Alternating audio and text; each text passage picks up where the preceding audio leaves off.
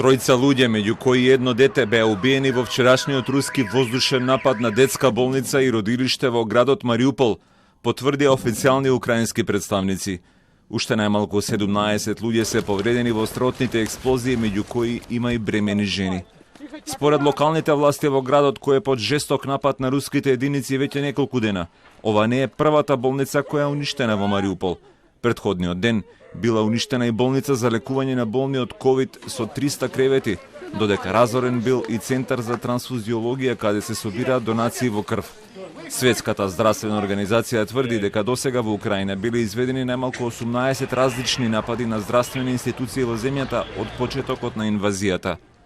Украинскиот председател Володимир Зеленски ја обвини денеска Русија дека извршила воено злосторство со бомбардирањето на болницата во Мариупол, повикувајќи на засилување на санкциите против официјална Москва со цел да се прекине инвазијата врз Украина.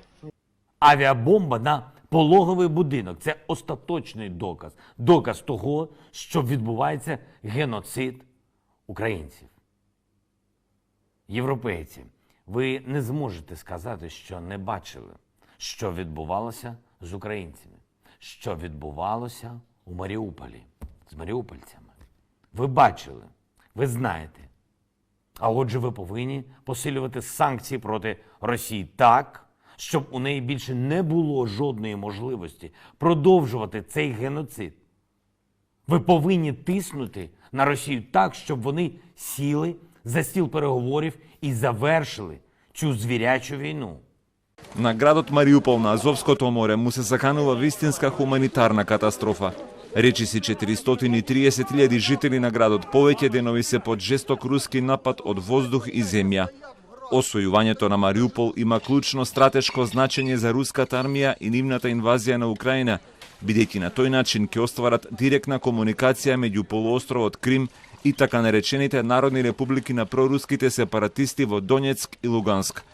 Жителите на Мариупол живеат без струја, вода и греење, додека се помалку има и храна. Заради пренатрупаните мртовечници, локалните власти започна да ги погребуваат мртвите сограѓани во масовни гробници.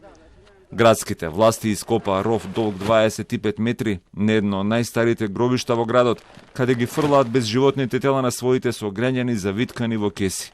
Околу 1200 луѓе досега го загубиле животот во 9-дневната опсада на градот. Дел од погребаните во масовната гробница не ги загубиле животите во руските напади, починале од природни причини, но заради хаосот во Мариупол, нивните тела досега не можеле да се погребаат.